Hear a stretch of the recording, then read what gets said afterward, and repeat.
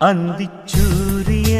குன்றில் சாய மேகம் வந்து கச்சையாக காமன் தங்கும் மோகப்பூவில் முத்தக்கும் மாடம் தங்கத்திங்கள் நெற்றி பொட்டும் இட்டு வெண்ணிலாவின் கண்ணம் தொட்டு நெஞ்சிலாடும் சுவாசச் சூட்டில் காதல் குற்றாலம்